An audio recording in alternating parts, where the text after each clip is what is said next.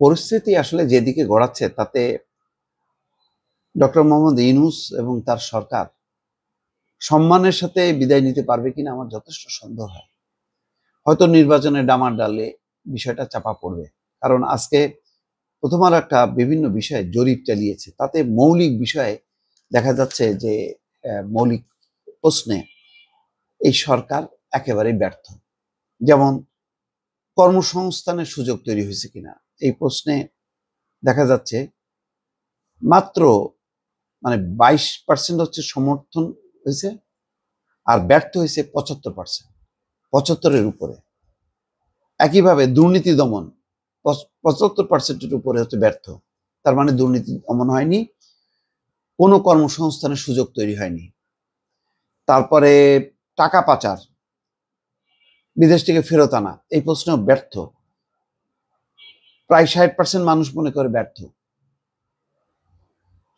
60%-এর উপরে মানুষ মনে করে যে আইন শৃঙ্খলা পরিস্থিতি নিয়ন্ত্রণে সরকার ব্যর্থ। তারপর দেখেন দ্রব্যমূল্য নিয়ন্ত্রণে ব্যর্থ, সেটাও মনে করে প্রায় 60% মানুষ। যেসব বিষয়ে সরকারের কিছুটা সাফল্য আছে, সেটা মত প্রকাশের স্বাধীনতা নিশ্চিত করা, এই ব্যাপারে 65% মানুষ মনে করে যে না, মত প্রকাশের স্বাধীনতা নিশ্চিত হয়েছে। ধর্মীয় শান্তি এবং সম্প্রীতির পরিবেশ বজায় রাখা 63%। এটাও আমার কাছে খুব অবাক লাগে, যেভাবে তৌহিদি জনতার দাপট দেখি তাতে কিভাবে এটা আসলো আমি জানি না। যাক, বিগত আওয়ামী লীগ সরকারের সময় ঘটা নির্যাতন নিপীড়নের বিচার, এটা 51% মনে করে যে হ্যাঁ এটা চলছে।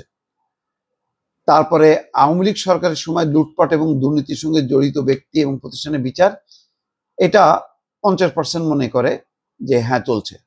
কিন্তু দেখেন এখানেও এইসব পার্সেন্টেজ অনেক বেশি হওয়ার কথা ছিল।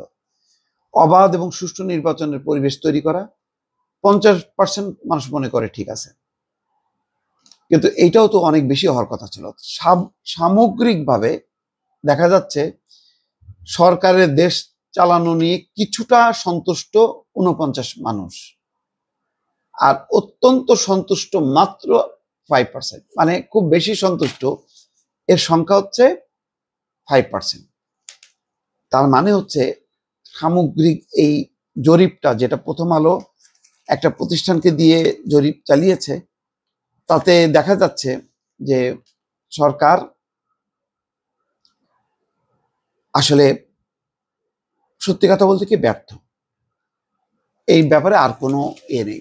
আপনার আইন শৃঙ্খলা, তারপরে জিনিসপত্র, বেকারত্ব, তার মানে অর্থনীতি, এইটাই যদি ঠিক না থাকে তাহলে আপনার অন্য আপনার ভোট টোট এটা সেটা সংস্কার বিচার এগুলি দিয়ে কি হবে?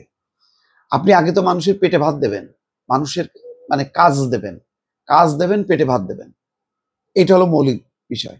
এটাতে কি এই সরকার সফল হয়নি।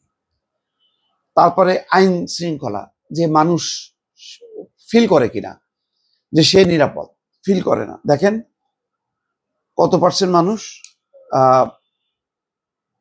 60%-এর উপরে মানুষ মনে করে যে আইন শৃঙ্খলা পরিস্থিতি নিয়ন্ত্রণে সরকার ব্যর্থতার পাল্লা ভারী হচ্ছে। এটা খুবই দুর্ভাগ্য। এই জন্য আমি দেখেন অনেকবার আপনাদেরকে বলেছি, এটা বললে হয়তো আপনাদের বিরাগ ভাজন হয়েছি অনেকেরই, ইন্টারিম গভর্নমেন্ট, স্বল্পকালীন যে সরকার আসে তাদের বেশি দিন ক্ষমতায় থাকা উচিত না।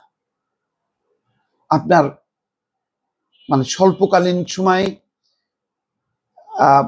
ক্ষমতায় আসা সরকার জনপ্রিয় হয়েছে এরকম কোনো উদাহরণ নেই।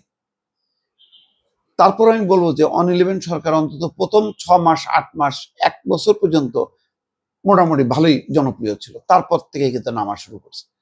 এবং তারা যখন বুঝতে পারছে তখন তড়িঘড়ি করে তারা নির্বাচন দিয়ে বাবা ছেড়ে দে মাকে দেবাচ্ছি।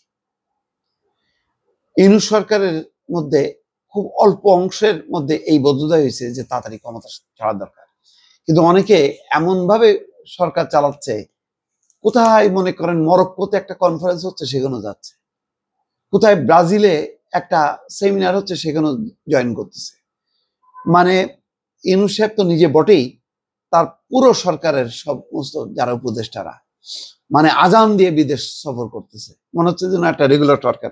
অথচ তারা কয়েকটা বিষয় দ্রুত চেঞ্জ করবে। একটা হলো মানুষের নিরাপত্তাটা, জিনিসপত্রের দামটা নিয়ন্ত্রণ করা জন্য অব্যাহতভাবে যে চেষ্টা করা, সেই চেষ্টাটা একেবারেই অনুপস্থিত। কেন জানি ফুরফুরে মেজাজ দিয়ে সেনাবাহিনীর উপর ভর করে তারা চলতে চাইছে। ভাই, সেনাবাহিনীর তো একটা লিমিট আছে। সেনাবাহিনী চাইলে কি গুলি করতে পারছে?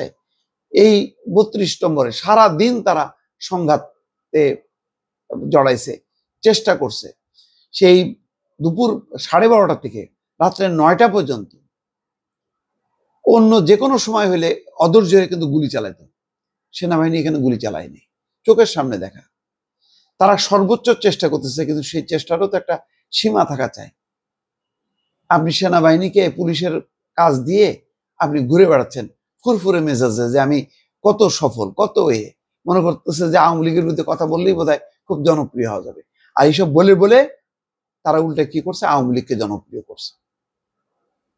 এখন দেখেন, প্রথম আলোর মতন পত্রিকা তার জরিপেই চলে আসতেছে যে মূল জায়গাগুলোতে সে ব্যর্থ। কি হলো তাইলে?